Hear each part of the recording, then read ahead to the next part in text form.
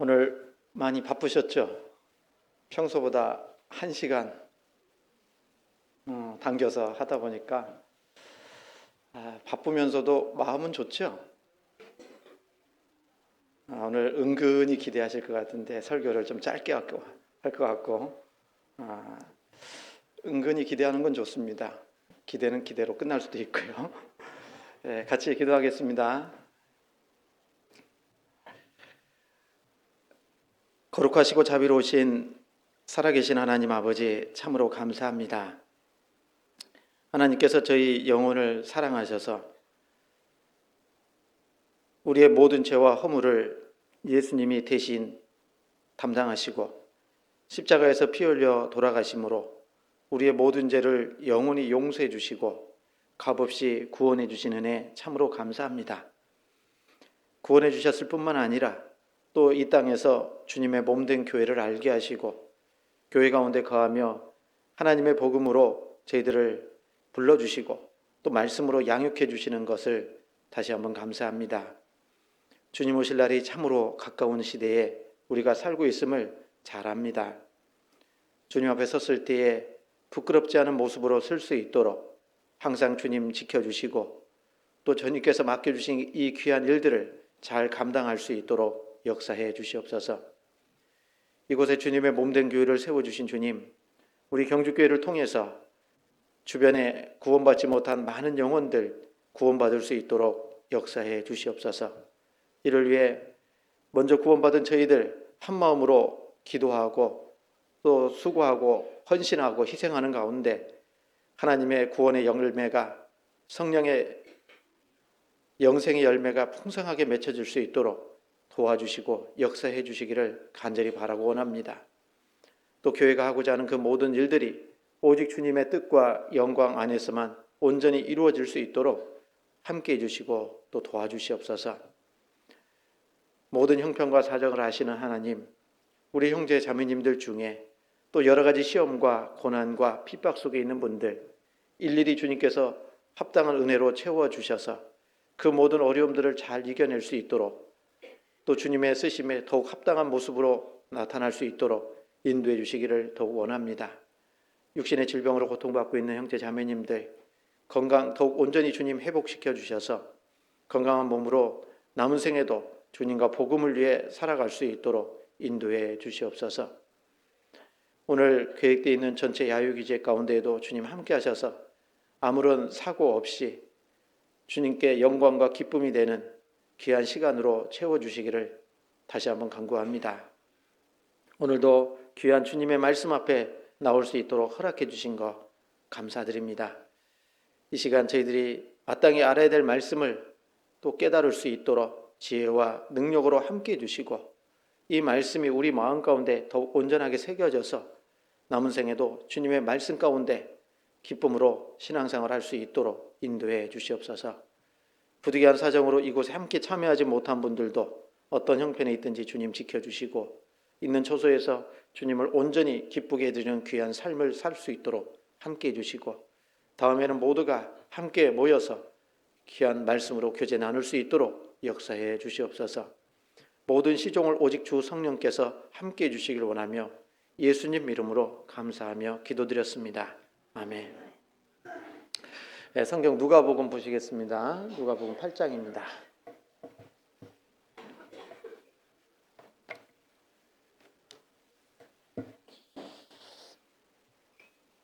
누가복음 8장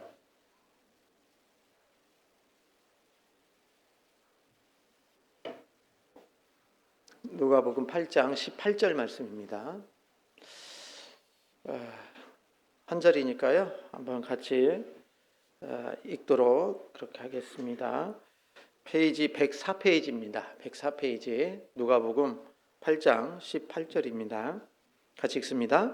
그러므로 너희가 어떻게 듣는가 스스로 삼가라. 누구든지 있는 자는 받겠고 없는 자는 그 있는 줄로 아는 것까지 빼앗기리라 하시니라. 예. 오늘은 전체 야유교제인데요. 다들 건강하시죠? 건강하셔야 됩니다. 아, 아침에인가요? 이렇게 저희 전도인들 그 공부하는 사이트가 하나 있는데요. 중앙성서신학원이라고 거기에 전도인들 관련 경조사 좀 많이 올라옵니다. 요즘 봄이라서 그런지 결혼식 소식도 많이 올라오고 또 전도인들 부모님 이렇게 장모님 돌아가신 얘기도 많이 나오는데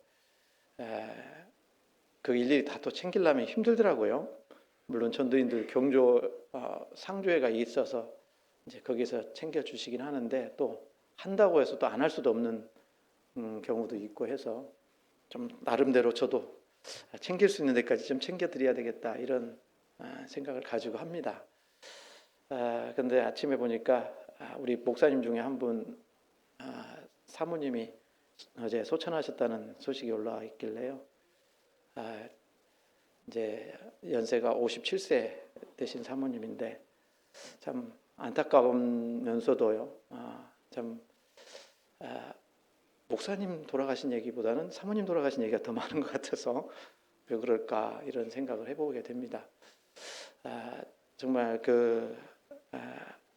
우리 형제자매님들도 건강 많이 또 유의하고 또 특히나 우리 자매님들이 더 연약한 그릇이라고 돼 있잖아요. 그러니까 건강 잘 유지하면서 신앙생활 잘 했으면 좋겠습니다. 육신이 건강해야 또 신앙생활도 잘 할 수 있는 거잖아요. 그죠? 그래 안 그래요? 그렇기 때문에 건강 또한 잘 좀 챙겨서 구원받고 신앙생활 하는데 부족함 없도록 그렇게 살아야 되겠다 싶습니다. 구원받은 그리스도인들이요 정상적인 그 신앙생활을 하기 위해서는 우리가 잘 알고 있는 그 신앙생활의 4대 요소 뭔지 아시죠? 말씀, 기도, 교제, 그리고 그 교제 안에 봉사가 포함되죠. 그리고 전도. 이 네 가지 삶이 정상적으로 그리고 균형 있게 이루어져야 됩니다. 이 중에 어느 하나라도 이렇게 정상적이지 못하면 온전하게 신앙생활을 할 수가 없다라고 말씀드릴 수 있을 겁니다. 그리고 이 정상적인 그런 신앙생활이 안 되면 우리의 신앙적인 열정도 사라지고 책임과 의무감 속에 신앙생활을 할 수도 있습니다. 그래서 이 의무감 그리고 열정이 빠진 그런 신앙생활이 되지 않아야 되겠다 이런 생각을 많이 하게 되는데 특히나 이 요한계시록 2장, 3장에 보면 아시아 7교회 보낸 그 편지 가운데 마지막 교회가 라오디게아의 교회잖아요. 그 교회에게 주신 책망이 뭡니까? 너희가 이같이 너희가 차지도 않고 더웁지도 않고 미지근하다. 그렇게 책망하시거든요. 그러니까 마지막 때의 교회 모습이 신앙의 열정이 사라지고 미지근한 모습으로 신앙생활하는 모습을 미리 하나님이 아시고 말씀해 주셨을 겁니다. 그래서 우리도 이제 마지막 때를 살고 있는 거기 때문에 그래서 우리도 신앙의 열정이 사라지지 않으려면 어떻게 해야 될까? 이게 항상 고민이 좀 되는 것 같아요. 그리고 그래서 우리 하나님께서 1900년 전에 사도 바울을 통해서 로마서 12장 11절 말씀을 주셨잖아요. 뭐라고 주셨어요? 몰라요? 금요일 날 우리 어머니의 전체 야유기제 했잖아요. 우리 정집사님 댁에서 점심 식사하는데 가훈 써 있어요. 뭐라고 써 있는지 알아요? 부지런하여 부지런하여 게으르지 말고 열심을 품고 주를 섬기라. 이게 말씀인데 섬기자 이렇게 돼 있었던 것 같은데요. 열심히 살자라고 했던가? 아무튼 이렇게 가훈이 있어서 우리 집에도 좀 가훈을 하나 만들었까 이런 생각을 좀 해봤습니다. 어쨌든 우리가요 마지막 때가 되면 될수록 신앙적인 열정을 가지고 살아야 되는 것이 마땅하거든요. 그래서 이 신앙적인 열정을 가지고 살아야 되는데 그 중에 가장 중요한 것 중에 하나가 뭐냐면 이 말씀을 내가 어떻게 대하고 살아가느냐. 그래서 오늘 말씀 제목을 여기 18절에 있는 말씀처럼 너희가 어떻게 듣는가 스스로 삼가라 그래 돼 있잖아요.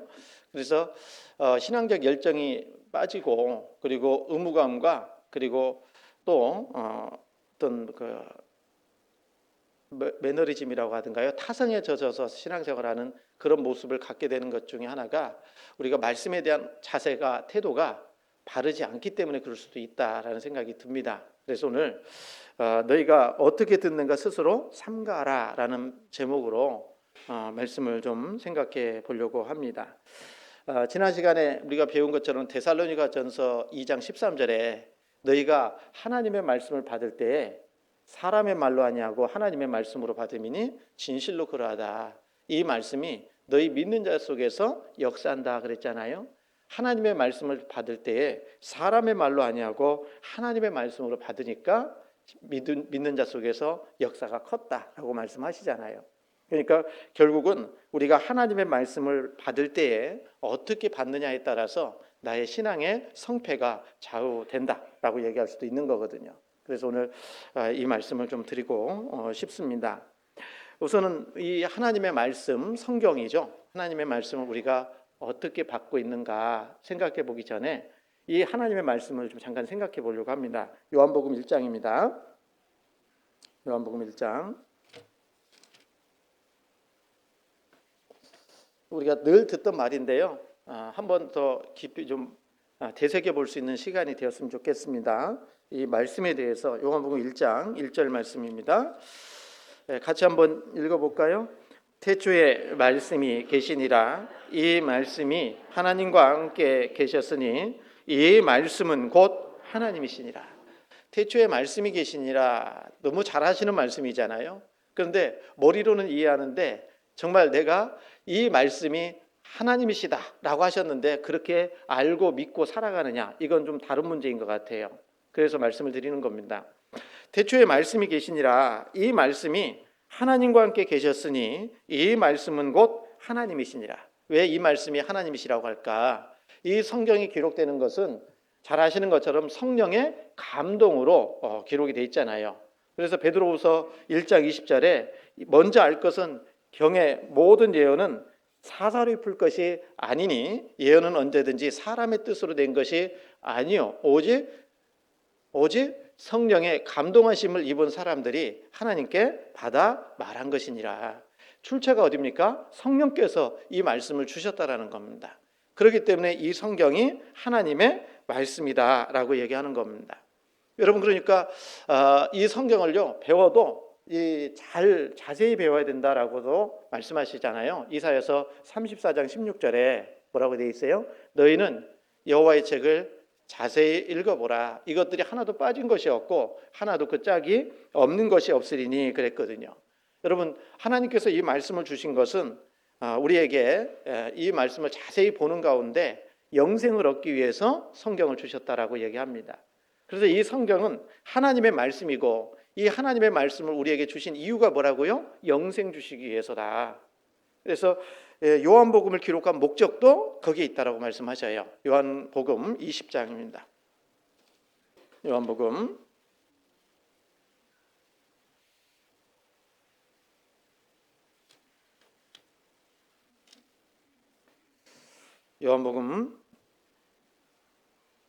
20장 31절입니다.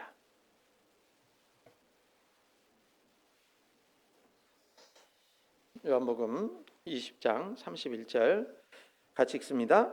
오직 이것을 기록함은 너희로 예수께서 하나님의 아들 그리스도이심을 믿게 하려 하며 또 너희로 믿고 그 이름을 힘입어 생명을 얻게 하려 함이라. 이 생명이라는 게 영생이잖아요. 그러니까 하나님께서 요한복음을 기록하신 목적, 주신 목적은 하나님의 말씀인데 이 말씀은 하나님의 예수께서 하나님의 아들 그리스도이심을 믿게 하려 하며 그랬잖아요. 그리고 너희로 믿고 그 이름을 힘입어 생명을 얻게 하려 함이라 그랬습니다. 여러분, 성경을 공부하는 목적은 잘 아시는 것처럼 영생 얻기 위해서잖아요. 영생 얻으셨어요? 무엇을 통해서요? 말씀을 통해서, 성경을 통해서. 영생 얻지 못했다면요, 우리 정말 성경을 공부해 아무리 성경 지식을 많이 가지고 있어도 하나님 앞에 가면 어디 갑니까? 지옥 가잖아요. 그러니까 자주 말씀드렸지만요, 이 교회를 열심히 다니는 것도 좋은데 감사한데 그것보다 더 중요한 건 뭡니까? 오늘 죽어도 하나님 앞에 갈 수 있다라는 그 영생의 소망 확실해야 됩니다. 너희가 믿음에 있는가 너희 자신을 시험하고 너희 자신을 확증하라 그랬어요. 그래서 우리 이제 여기 어르신들도 많이 계시는데요. 말씀을 계속 반복적으로 좀 드리면서 그 구원받는 거에 대해서 자꾸 설명을 좀 드리려고 합니다. 그리고 우리 교회 상담인들도 계시기 때문에 상담인들에서 1대1로 이제 말씀을 좀 가르쳐 드리려고 해요. 구원받는 게 너무 중요하니까. 그래서 단순히 교회에 나오는 것이 중요한 것보다는 성경을 공부하는 목적이 영생이기 때문에 그 영생을 얻을 수 있도록 해야 되지 않겠습니까? 그리고 영생을 얻지 못한 사람들은 그렇게 해야 됩니다. 그리고 이 성경을 우리에게 주신 이유는 그 뭐라고 했습니까? 하나님의 말씀, 이 성경은 우리에게 구원받게 하고 그리고 구원받은 사람이 신앙생활이 온전하게 되어질 수 있도록 이 성경을 우리에게 주신 겁니다. 성경 디모데후서 3장입니다. 15절.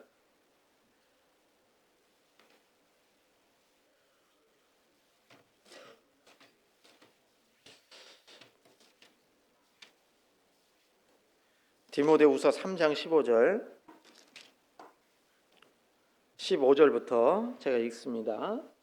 또 내가 어려서부터 성경을 알았나니 성경은 능히 너로 하여금 그리스도 예수 안에 있는 믿음으로 말미암아 구원에 이르는 지혜가 있게 하느니라.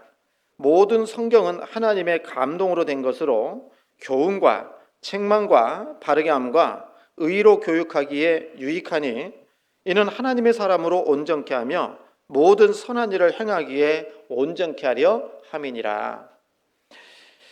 15절에 또 내가 어려서부터 직접적으로는 디모데죠. 디모데가 어려서부터 성경을 알았나니 성경은 이 하나님의 말씀 성경은 능히 너로 하여금 그리스도 예수 안에 있는 믿음으로 말미암아 뭘 얻는다고요? 구원을 이루는 지혜가 있게 하느니라 그랬거든요. 그래서 이 성경을 주신 이유 중에 하나가 뭡니까? 구원받게 하려고 그랬어요. 구원받게. 그래서 우리가 구원받는 것은 무엇을 통해서요? 말씀을 통해서요. 그래서 베드로전서 1장에 너희가 거듭난 것이 썩어질 씨로 된 것이 아니요 썩지 아니할 씨로 된 것이니 하나님의 살아있고 항상 있는 말씀으로 되었다 하셨습니다. 여러분 말씀으로 거듭나셨어요? 네? 진리의 말씀으로 너희를 낳으셨다라고 야고보서 1장에서도 말씀하셨는데 정말 하나님의 자녀로 거듭나셨습니까? 구원 받으셨습니까? 네. 이 성경을 우리에게 주신 이유가 영생을 얻기 위해서 구원에 이르는 지혜가 있게 하느니라 라고 말씀하셨어요. 그리고 이 구원받은 이후에 16절에 있는 말씀처럼 모든 성경은 하나님의 감동으로 된 것으로 교훈과 책망과 바르게 함과 의로 교육하기에 유익하다라고 말씀을 하셨습니다.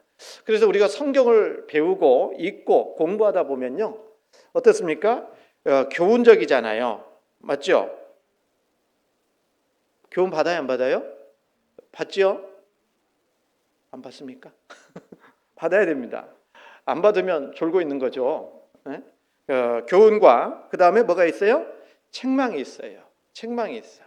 책망과 그래서 우리가 성경을 공부하다 보면 우리 구원받았어도 완전하지 않기 때문에요 부족한 거 많이 느껴지잖아요. 안 그래요? 저만 그렇습니까?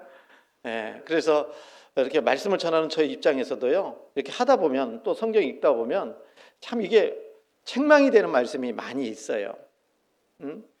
너무 이제 때로는 책망이 되기 때문에 아이고 이게 성경 안 읽고 싶을 때도 있죠.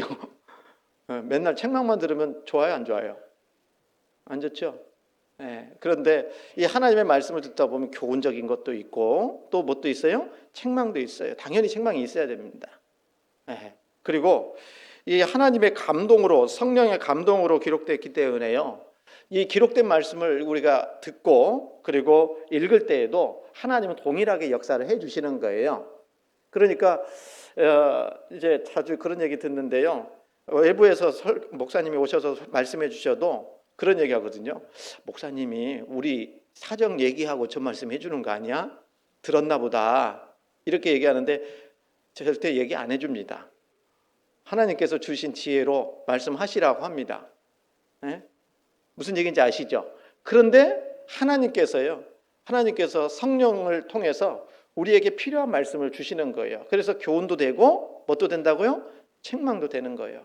그러니까 히브리서 4장에 있는 말씀처럼 하나님의 말씀은 살았고 운동력이 있어 좌우의 날선 어떤 검보다도 예리하여 혼과 영과 및 관절과 골수를 찔러 쪼개기까지 한다. 그렇게 말씀을 하신 겁니다. 그래서 그렇게 말씀이 받아들여진다는 것은 뭐냐면 우리 안에 누가 계셔요? 성령이 역사하신다. 이걸 우리에게 간접적으로 알 수 있다는 겁니다.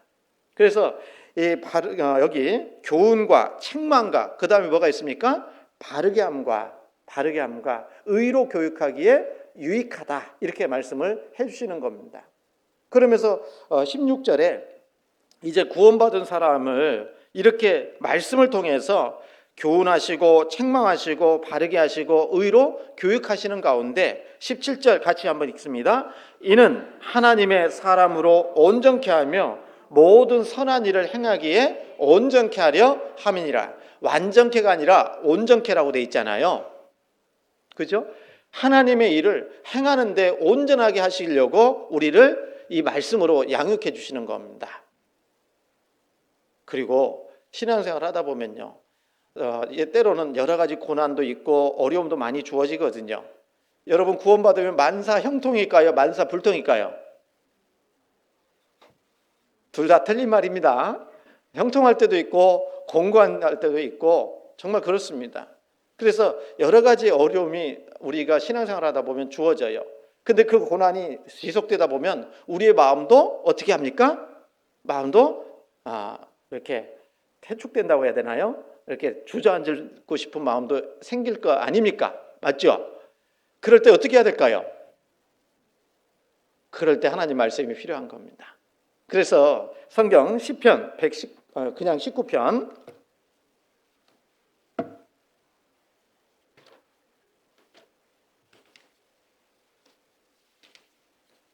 7절입니다.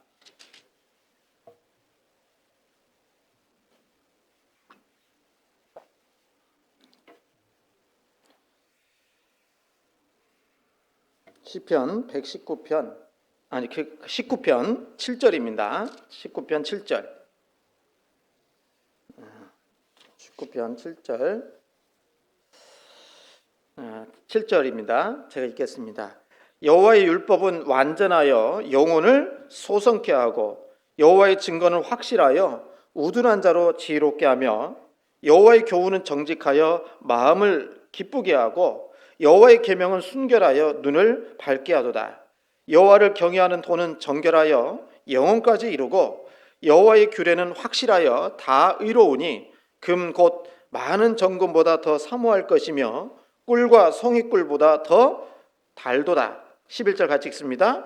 또 주의 종이 이로 경계를 받고 이를 지킴으로 상이 크니이다. 7절에 여호와의 율법은 완전하여 영혼을 어떻게 한다고요? 소성시키는 거예요. 하나님의 말씀을 우리가 듣고 읽고 그 가운데 순종하며 살아갈 때 침체된 영혼도 소성케 하시는 겁니다. 그래서 우리가 말씀을요 가까이 하는 것이 너무 필요한 거예요. 힘들고 어려울 때 어떻게 해야 됩니까? 말씀을 더욱더 가까이 하는 것이 필요한 겁니다. 그래야지만이 우리의 영혼을 소성시키는 하나님의 말씀을 경험할 수가 있는 겁니다. 여호와의 율법은 완전하여 영혼을 소성케 하고 여호와의 증거는 확실하여 우둔한 자로 지혜롭게 하며 그랬거든요. 참된 지혜를 어디서 얻을 수 있습니까? 바로 말씀을 통해서 얻을 수가 있어요.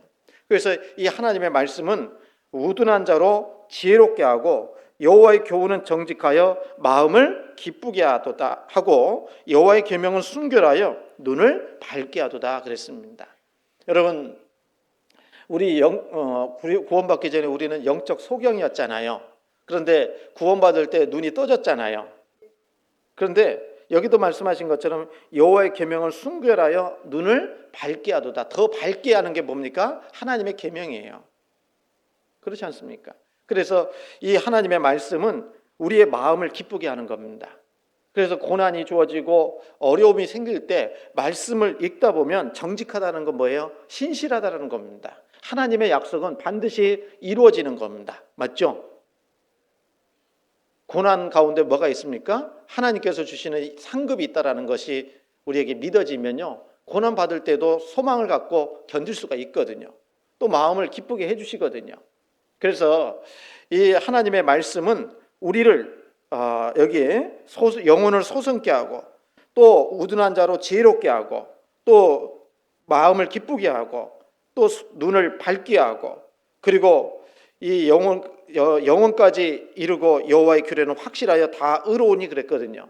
그래서 그 어떤 것보다도 우리가 사모해야 될 것이 뭘까요? 말씀이에요, 말씀.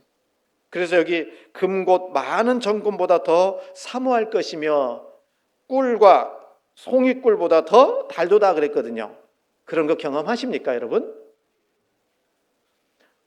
그냥 이 성경을 읽는데 꿀맛이에요? 아니면 돌 씹는 맛이에요?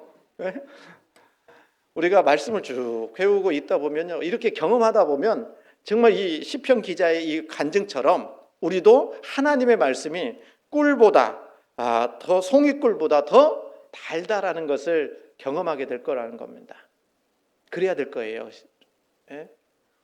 그래서 이 하나님의 말씀을 이제 우리가 계속 순종해 가면서 11절에 있는 것처럼 주의 종이 이로 경계를 받고, 말씀으로 경계를 받고 이를 어떻게 한다고요? 지킴으로 상이 크니이다 그랬어요.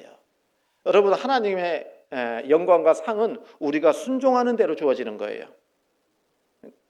상 많이 받고 싶잖아요. 그럼 어떻게 해야 돼요?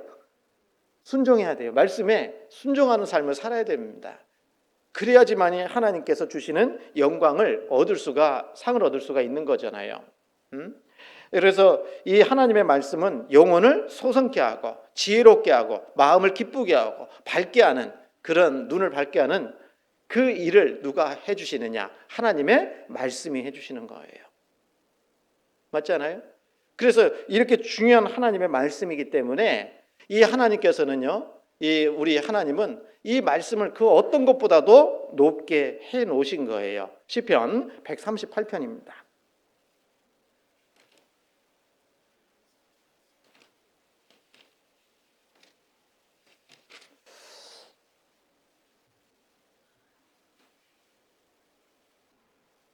시편 138편 1절 2절입니다.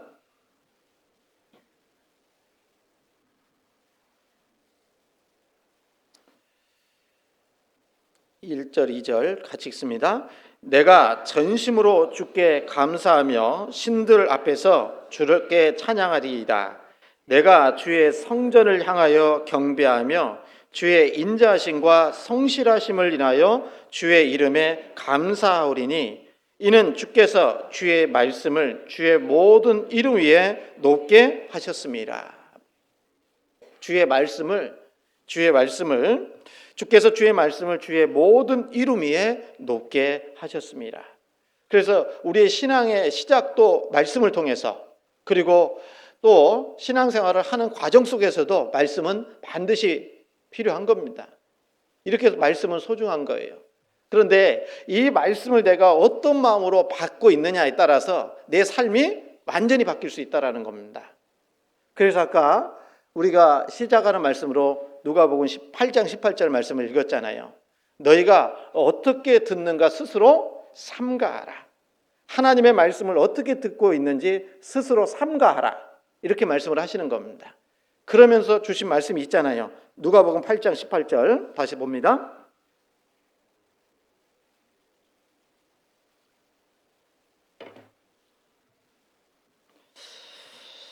누가복음 8장 18절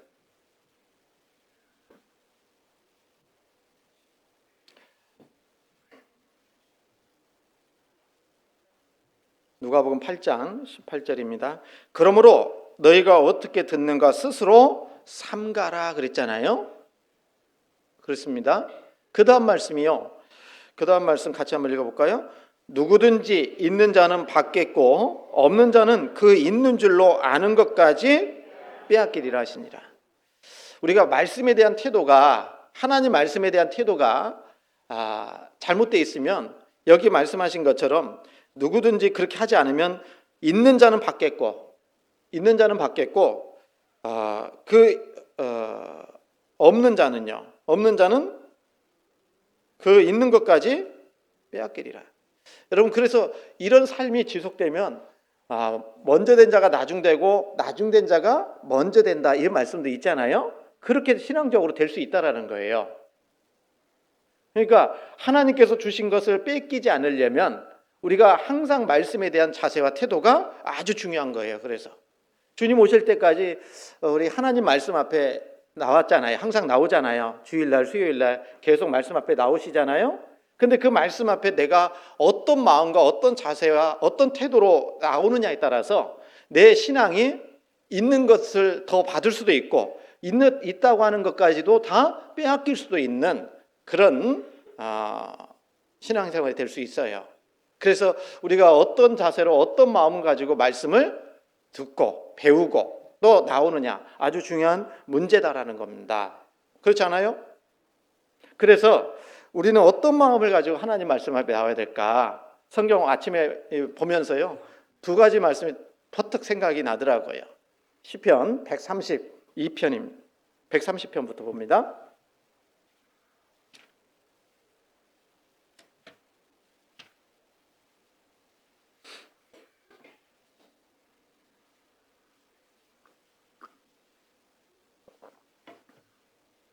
시편 130편 4절입니다. 시편 130편 4절 5절 말씀 같이 한번 읽습니다. 그러나 사유하심이 주께 있음은 주를 경외케 하심이니이다. 나하고 내 영혼이 여호와를 기다리며 내가 그 말씀을 바라는도다. 하나님의 말씀을 바란다 그랬잖아요. 그러나 사유하심이 주께 있음은 주를 경외케 하심이니이다. 사유가라는 게 용서잖아요.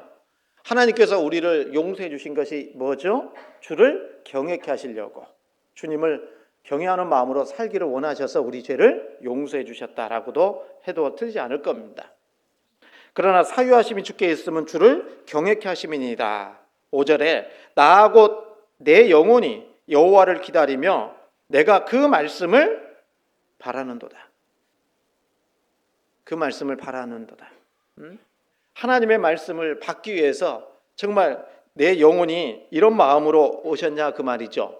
그리고 우리가 하나님 말씀 앞에 그런 마음으로 오느냐. 6절에 보면 6절 또 같이 읽습니다. 파수꾼이 아침을 기다림보다 내 영혼이 주를 더 기다리나니 참으로 파수꾼의 아침을 기다림보다. 우리 형제님들은 군대 다녀오신 분들은 야간 근무 쓰신 분들은 다 아실 겁니다. 이게 파수꾼이 아침을 얼마나 사모하고 기다리는지 그런 마음으로 하나님의 말씀을 사모하고 기다린다라는 거예요. 여러분, 오늘 주일 하나님 말씀 앞에 나오실 때 그런 마음으로 오셨어요? 아이고, 주일 너무 빨리 온다. 힘들다. 이런 마음으로 오셨는지 모르겠어요. 잘 모르겠습니다만은 정말 우리가 하나님 앞에 은혜를 더 얻고 또 성령 충만의 삶을 살아가기 위해서는 이 마음이 필요한 것 같아요.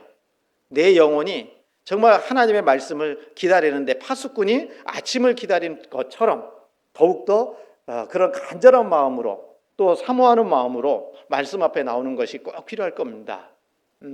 그리고 131편 1절입니다.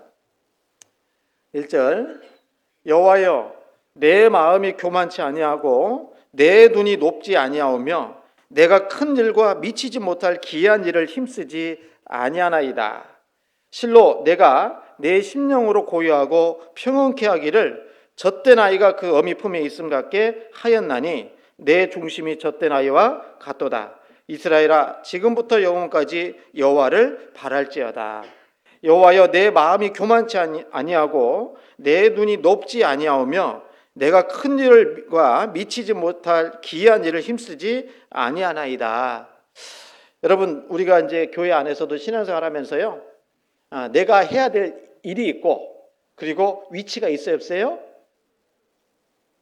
있어요. 위치 이탈하는 것은 교만이거든요. 그래서 여기 내 마음이 교만치 아니하고 내 눈이 높지 아니하오며 그랬거든요. 그래서 자기의 위치를 알고 또 자기 위치에서 해야 될 일을 충분히 알고 행하는 것, 이게 겸손한 겁니다. 그리고 마땅히 그리스도인들이 해야 될 일이라고 말씀드릴 수 있어요. 여호와여, 내 마음이 교만치 아니하고 내 눈이 높지 아니하오며 내가 큰 일과 미치지 못할 기이한 일을 힘쓰지 아니하나이다. 이렇게 하고 우리가 이 말씀 속에서요, 2절에 보면 실로 내가 내 심령으로 고요하고 평온케 하기를 젖된 아이가 그 어미 품에 있음 같게 하였나니 그랬거든요. 내 중심이 젖된 아이와 같도다. 여러분, 엄마 품에 안긴 아이는요, 평온할까요? 고요할까요? 힘들까요? 평온하게 잠잘 수 있잖아요. 만족하면서 잘 수 있잖아요. 그죠? 아이가 배고프면요, 울어요, 안 울어요? 울죠? 똥 싸면 울어요, 안 울어요? 울죠? 자기가 똥 싸놓고요, 자기가 귀찮은 거야. 치울 힘이 없으니까. 그러니까 어떻게 하라고요? 우는 이유가 뭡니까? 치워달라는 거잖아요.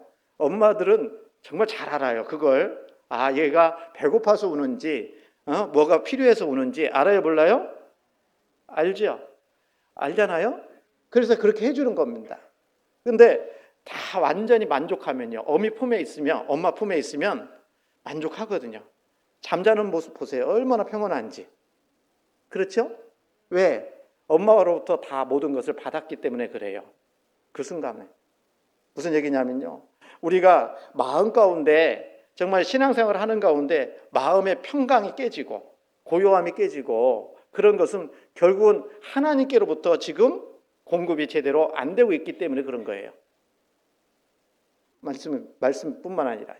그래서 베드로전서 2장 1절에 보면 뭐라고 했어요? 순전하고 신령한 젖을 사모하라. 이는 이로 말미암아 너희로 구원에 이르도록 자라게 하려 함이라. 그 순전하고 신령한 젖을 사모하는 마음, 아이가 그렇게 찾잖아요. 그리고 그것이 공급됐을 때 그 아이는 평온하게 잠을 잘 수가 있는 겁니다. 마찬가지로 우리도 교회 안에서요, 말씀을 충분히 공급받고 하나님의 사랑과 은혜를 충분히 공급받으면 우리 마음에 평온함이 있어요, 없어요? 있거든요. 고요함도 있어요. 그래서 그 가운데 신앙생활을 할 때 우리 마음이 평강 가운데 신앙생활을 할 수가 있는 겁니다.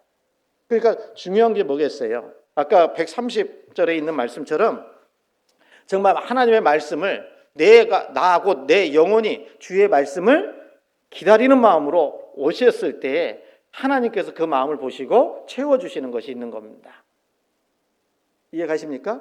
그렇기 때문에 우리가 정말 하나님 말씀 앞에 어떤 마음과 어떤 자세로 나오느냐, 이게 아주 중요한 거예요. 신앙 성패가 달려있다라고 해도 과언이 아닌 겁니다. 그러니까 우리는 하나님 앞에 나올 때요, 말씀 앞에 나올 때 정말 기도하는 마음으로 나오셔야 돼요. 그리고 하나님께서 나에게 주시는 그 은혜와 사랑을 받아 먹으려고 하는 그 간절함 속에서 말씀 앞에 나오셔야 되는 겁니다. 그냥 의무감이나 아니 그냥 타성에 젖어가지고 습관적으로 나와서 말씀 듣는다, 그것도 좋은 일이지만 그러나 그것이 반복되면 은혜는 사라집니다. 내 마음의 기쁨도 평강도 사라질 수 있어요. 그래서 항상 새로운 마음, 새로운 심령을 하나님께서 주시기를 원하고 기도하는 가운데 말씀 앞에 나오는 것이 꼭 필요한 겁니다. 이해 가시죠? 그런 마음이 필요한 거예요. 그래서 그렇게 말씀을 공급받으면 신앙생활이 감사가 되고 기쁨이 되고 은혜 충만한 그런 신앙생활이 될 수 있는 겁니다. 이해 가시죠? 그런데 우리 교회 얼마나 말씀이 풍부해요. 저 한 사람으로 부족해가지고 믿음의 동역자들 많이 붙여가지고 2주에 한 번씩 오시잖아요. 그렇지 않습니까? 그래서 우리가 말씀 앞에 나올 때는 먼저 기도하고 먼저 내 마음에 하나님의 사랑으로 충만케, 말씀으로 충만케 채워주시기를 간절히 바라는 마음으로 나오는 것이 무엇보다도 필요하지 않을까, 이런 생각을 더 하게 됩니다. 이렇게 말씀을 이런 마음 자세로 배우면 하나님은 반드시 역사하시게 돼 있다라는 거예요. 그 예를 두 가지만 오늘 말씀을 드릴 겁니다. 사도행전 11장입니다. 17장입니다.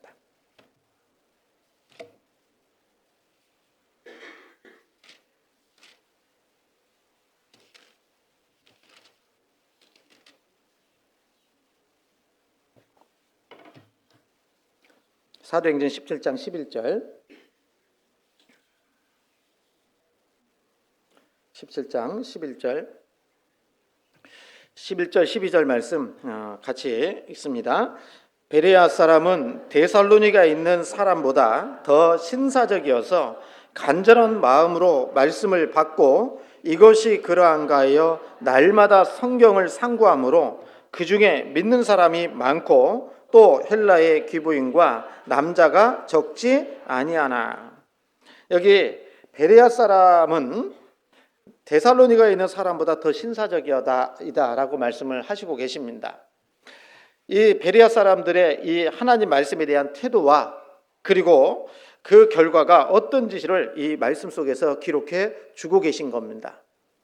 그 12절이 결과잖아요. 그 중에 믿는 사람이 많고 또 헬라의 기부인과 남자가 적지 않다라고 했잖아요. 하나님의 말씀을 받는 사람에 따라서 역사가 달라질 수 있다는 것을 이 사도행전 17장을 통해서 알 수가 있습니다. 보시면요, 여기 17장 11절에 보면 베레아 사람은 데살로니가에 있는 사람보다 더 어떻다고요? 신사적이다. 여러분 신사세요? 집회 때 다른 번역에 보면 오픈마인드라고 되어 있다고 했잖아요. 열린 마음으로. 이게 신사적인 거라고 말씀을 드리는데, 그리고 그 다른 번역에는요 노블로 되어 있어요. 노블, 고상하다 그래요. 예. 그러니까 고상한 캐릭터라고 되어 있거든요. 무슨 얘기죠? 인품이에요. 인품. 베레아 사람은 데살로니가에 있는 사람보다 더 신사적이다라는 것은 인품적으로도 고상한 인품을 가지고 있었다라는 거예요. 그래서 그 고상한 인품을 가지고 있기 때문에 어떻게 됐습니까? 그에 합당한 모습으로 나온다라는 겁니다. 신사적이라는 것은요, 인품적으로도 고상해야 돼요. 아시죠? 두 가지 의미가 있다라는 겁니다. 첫 번째는 인품이 좀 고상한 거 아시죠? 몰라요? 네. 그리고 그래서 인품도 좀 넉넉했으면 좋겠고요. 우리가 신사적이라는 것이, 그래서 이 고린도후서 6장에 보면은 보답하는 영으로 너희도 마음을 넓히라. 넓은 마음을 가졌으면 좋겠다. 그랬으면 좋겠어요. 그래서 우리가 신앙생활을 잘하는 방법 중에 하나가 마음이 좀 넓어야 됩니다. 좁으면 안 돼요. 제가 강화에서 5년간 있었잖아요. 강화에 가면 뭐가 유명하냐면 밴댕이요. 밴댕이. 네, 밴댕이 뭔지 알죠? 네. 저는 물고기인지 몰랐어요. 밴댕이가. 그런데 강화에 갔더니 밴댕이가 회가 나오고 무침이 나오고 막 하더라고요. 그래서 밴댕이 소갈딱지라는 얘기 아시죠? 네. 이 밴댕이 속이요, 물고기에 비해서 속이 좀 작아요. 그래서 어떤 목사님은 그 밴댕이 속을 가지고 찍어가지고 이렇게 사진으로 보여주시기도 하던데, 그런데 이 밴댕이가 속이 좁으니까 밴댕이 얘기한 겁니다. 들었어요, 저도. 근데 물고기가 이렇게 싱싱한 거잖아요.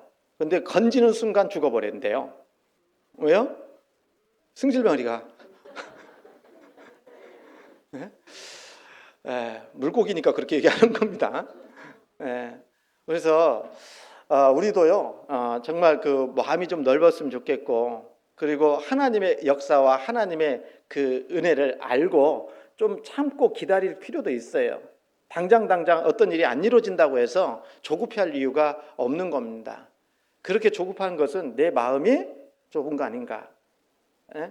그리고 어떤 형제자매들을 바라봤을 때도 좀 받아줄 수 있는 마음이 있는 것이 넓은 마음이잖아요. 항상 말씀드리지만은 나하고 똑같은 사람이 어디 있어요? 다 다르죠. 똑같은 사람이 있습니까? 그 에베소서 2장에 보면 우리는 그의 만드신 바라라고 되어 있거든요. 만드신 바라, 걸작품으로 딱 만든 거예요. 구원받은 그리스도인들은 이 세상에 나 같은 사람 한 사람도 없어요. 똑같은 사람 없어요. 주문 제작해서 대량으로 만든 그 제품이 아니라 걸작품이라고요. 그래서 그 걸작품들을 딱 모아놨는데 다 다르네?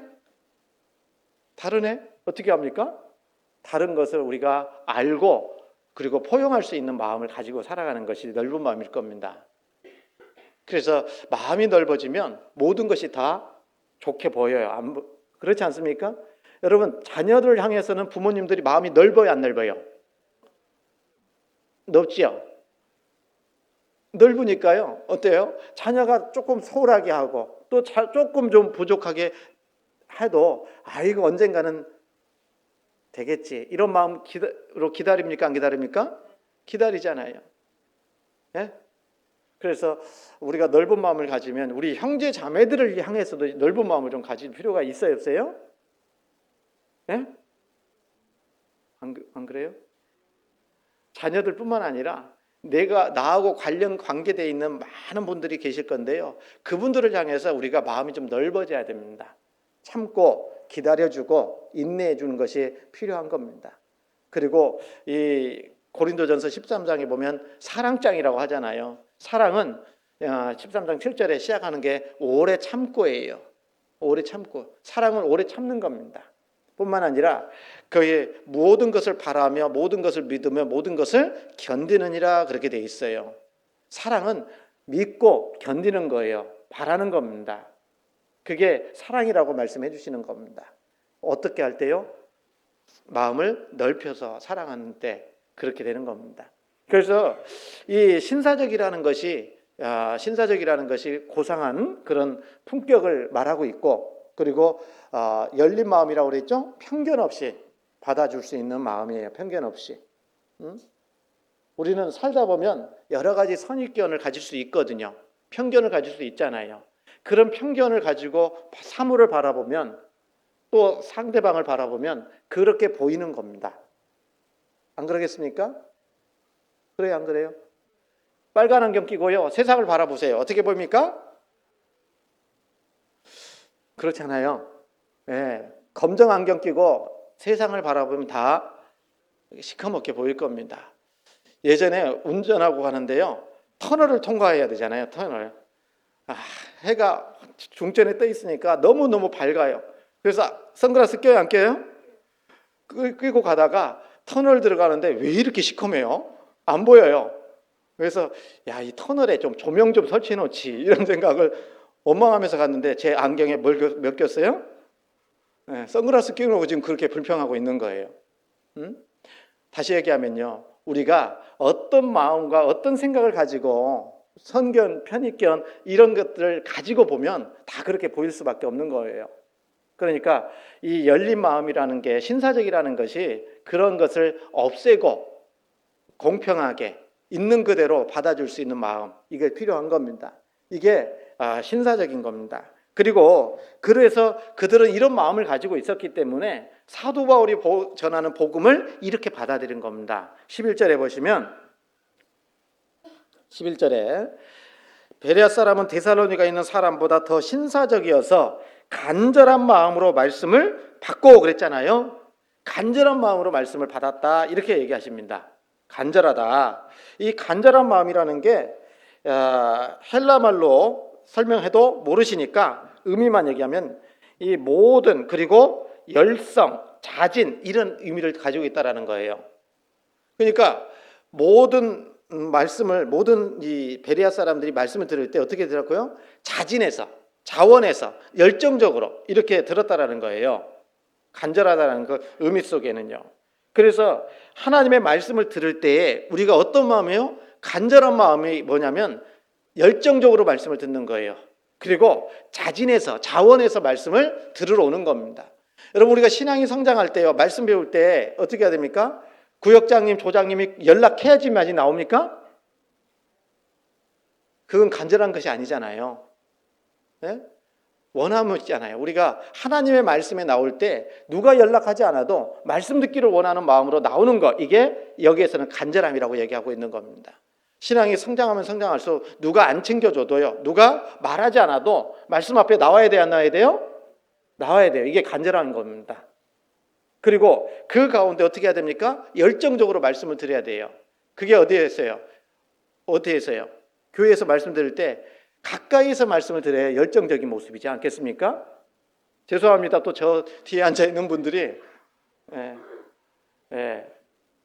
그래서 우리가요, 정말 하나님 말씀 앞에 나올 때 어떻게 듣는 것이 잘 듣는 거냐? 가까이 와서 듣는 거예요. 가까이 와서. 그래서 이 마리아 아시죠? 어떤 마리아? 이 마리아, 이 마르다의 여동생 마리아, 어디에서 말씀 들었어요? 예수님 발 밑에서 들었어요. 발 밑에서. 맞잖아요? 성경 우리 누가복음 10장입니다.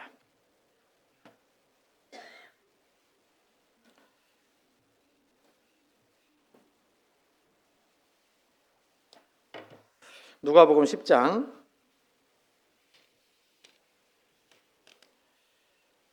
38절입니다.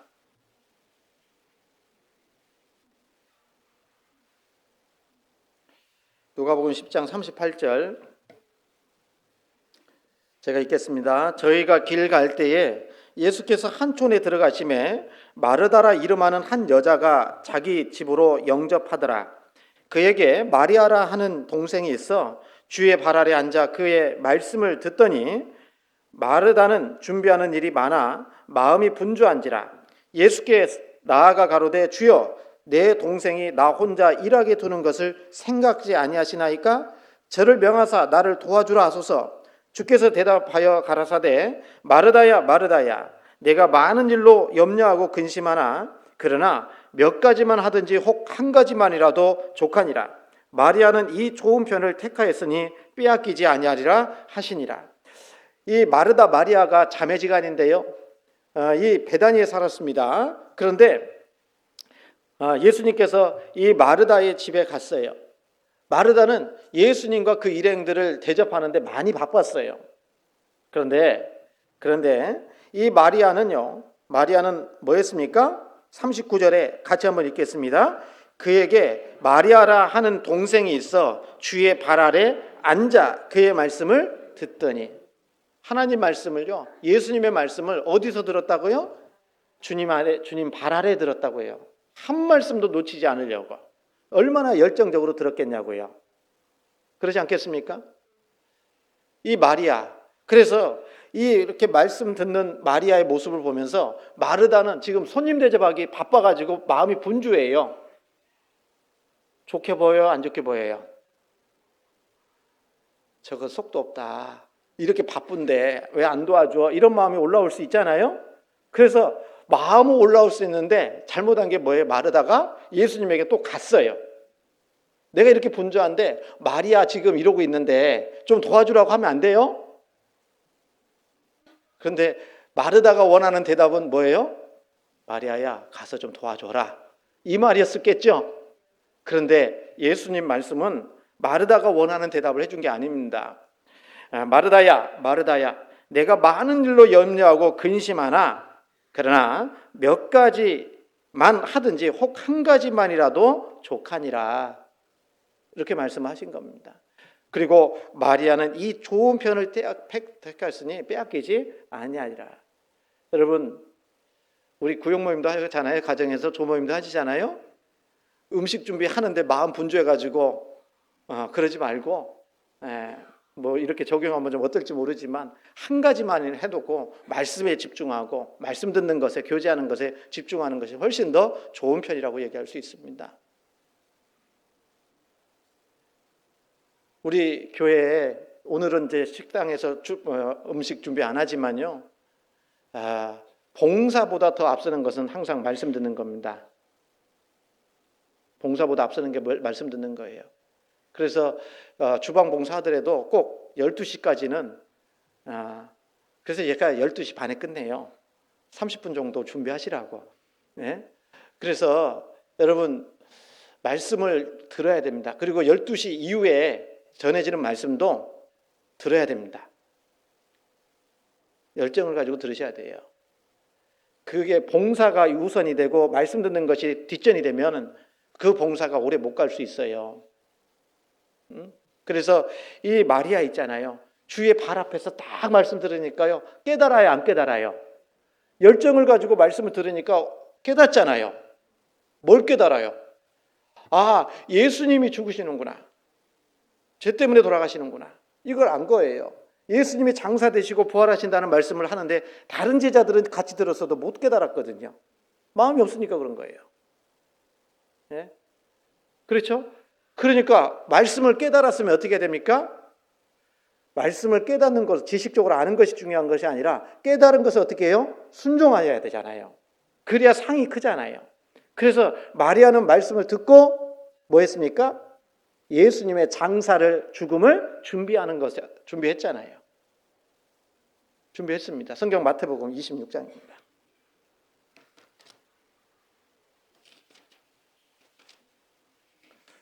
마태복음 26장 6절입니다.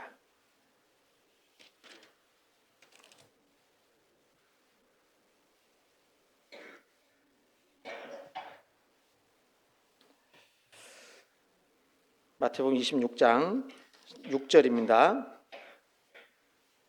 6절. 예수께서 베다니 문둥이 시몬의 집에 계실 때에 한 여자가 매우 귀한 향유 한 옥합을 가지고 나와서 식사하시는 예수의 머리에 부으니 제자들이 보고 분하여 가로되 무슨 의사로 이것을 허비하느냐? 이것을 많은 값에 팔아 가난한 자들에게 줄 수 있었겠도다 하거늘 예수께서 아시고 저희에게 이르시되 너희가 어찌하여 이 여자를 괴롭게 하느냐? 저가 내게 좋은 일을 하였느니라. 가난한 자들은 항상 너희와 함께 있거니와 나는 항상 함께 있지 아니하리라. 이 여자가 내 몸에 이 향유를 부은 것은 내 장사를 위하여 함이니라. 내가 진실로 너희에게 이르노니 온 천하에 어디서든지 이 복음이 전파되는 곳에는 이 여자의 행한 일도 말하여 저를 기념하리라 하시니라. 이렇게 말씀하셨어요. 누가복음 14장에서는요. 이 300데나리온 정도 된다고 또 이 가룟 유다가 얘기합니다. 저것을 갖다가 팔아가지고 가난한 사람들에게 도와줬으면 됐을 텐데 왜 이걸 허비하느냐라고 말을 한 겁니다. 여러분 사람들이 봤을 때는 허비지만 하나님 보시기에는요 정말 칭찬할 일이잖아요. 칭찬하잖아요. 여러분 마리아가 이렇게 하나님께 예수님의 장사를 위해서 죽음을 위해서 준비할 수 있었던 그 시작은 뭡니까? 예수님의 발 아래서 말씀을 듣는 거에서부터 시작된 거예요. 간절함을 가지고 말씀을 들었다 그 말이거든요. 여러분 그렇죠? 여러분 우리가 어떤 마음을 가지고 말씀을 듣느냐에 따라서 우리의 깨닫는 것도 달라지는 거예요. 알게 되는 것도 달라지는 겁니다. 그러니까 이 말씀 앞에 나올 때 정말 간절함을 가지고 열정을 가지고 자원하는 마음을 가지고 이렇게 나와서 말씀을 들으면 하나님께서 풍성하게 깨닫게 해주실 겁니다. 그리고 가능하면 앞자리에 앉아서 말씀을 들을 수 있도록 해야 됩니다. 저도 중간이나 뒤에서 앉아서 듣다 보면요 신경이 쓰여요. 누가 왔는가 누가 안 왔는가 집중이 안 된다 그 말이에요. 그래서 말씀에 집중하는 것이 가장 중요한 거잖아요.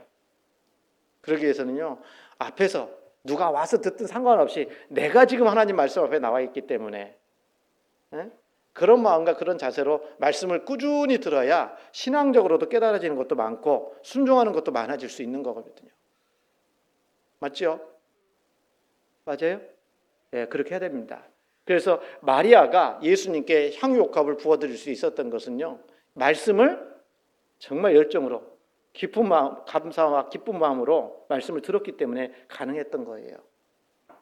다음 주부터는 앞자리가 채워질 거라고 믿사옵니다. 그래서 오늘 전체 야유교제인데요. 오늘 드릴 말씀 하려면 1시까지 해야 되겠어요. 오늘 시작해서 10시에 시작해서 1시까지 해야 될 말씀인 것 같아서 오늘 전체 야유계제 때 아무 사고 없이 또 잘 할 수 있도록 하시고요. 그리고 이 모든 것을 통해서 우리가 또 하나님의 그 영광 나타나기를 바라고 또 모두가 기쁨으로 감사함으로 오후 시간도 보냈으면 좋겠습니다. 아시겠죠? 그래서 오늘 드리지 못했던 말씀은 다음 시간에 드리도록 그렇게 하겠습니다. 기도하겠습니다. 저희를 사랑하신 하나님 참으로 감사합니다. 오늘 하나님의 귀한 말씀을 우리가 어떠한 마음과 자세로 배워야 됐고 또 들어야 될지를 생각해 봤습니다. 너희가 어떻게 듣는가 스스로 삼가라는 그 말씀처럼 항상 말씀 앞에 나올 때 간절함과 열정을 가지고 또 하나님 앞에 나온다는 그 귀한 마음을 가지고 말씀 앞에 나올 수 있도록 도와주시고 더욱더 풍성하게 말씀도 깨달을 수 있도록 인도해 주시옵소서. 오늘 오후에 있을 전체 야유계제 가운데에도 주님 함께 하셔서 하나님의 영광 나타내 주시고 또 우리 모든 형제자매님들에게는 감사와 기쁨의 시간으로 온전히 채워 주시옵소서. 주 예수님 이름으로 감사하며 기도드렸습니다. 아멘.